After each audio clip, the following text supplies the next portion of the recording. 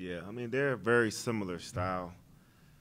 You know, the first-year head coach, he was assistant coach at VCU last year, and before that, William and Mary, actually a friend of mine, and they've done a lot of things in watching them on the film, very similar to what VCU tries to get accomplished, not only from their set plays but from their style of play. You know, they're built on pressure defense, both in the full court and the half court. A large percentage of their points come from three-point field goals.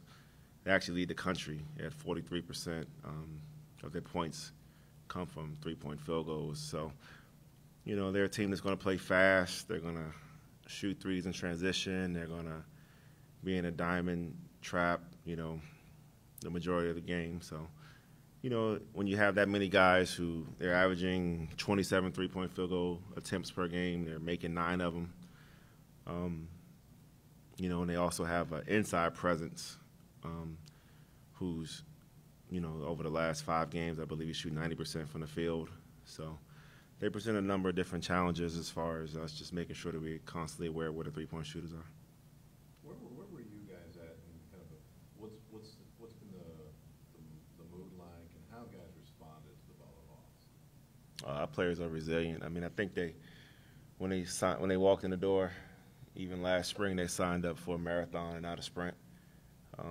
You know, continuing on with the same process of making sure that we try to maximize each individual day. I mean, that's our goal. It's never been about trying to have perfection in you know, in December. It's about making sure that we maximize ourselves as a team, you know, each and every day. So the guys, obviously, they're very disappointed. I mean, no one's, you know, the old saying, you can learn a lot from a defeat. I like to learn a lot from winning.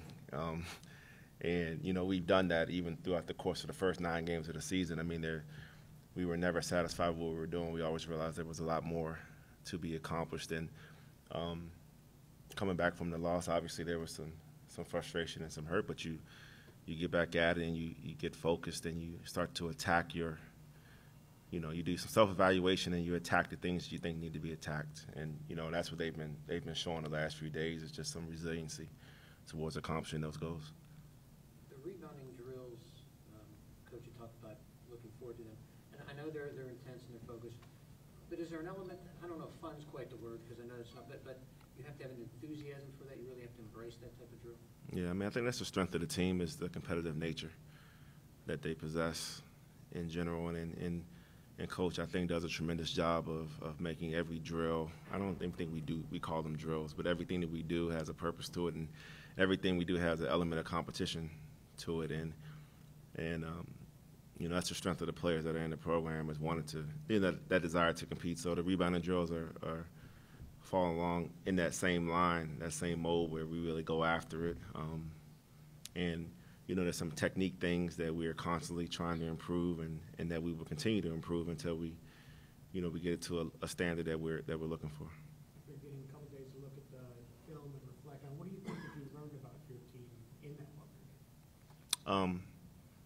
You know, what showed out in the Butler game was what, you know, as we as coaches and even through communication with the players, we knew who we were. I mean, we didn't execute in the way that we wanted to execute, but I don't think there was anything that we necessarily learned or that popped up in the game that we weren't prepared for. It's just a matter of us making sure that we come and execute the game plan, you know, each night out. Is it a team now that's just itching to get back on the court, just get at Mount St. Mary's and for the time they can? Just that kind of group? Yeah, I mean, a very resilient group. I mean, it's, you know, believe it or not, I mean, it sounds like coach speak, but when we talk about last play, next play, moving on to the next play, that fast forwards always to last game, next game. You know, despite the result of any of the games we played, it's always been about the next game, the next opponent. And, you know, in between those opponents, it's about the next practice, the next segment of practice. It's about making sure that we're trying to truthfully maximize ourselves as a team.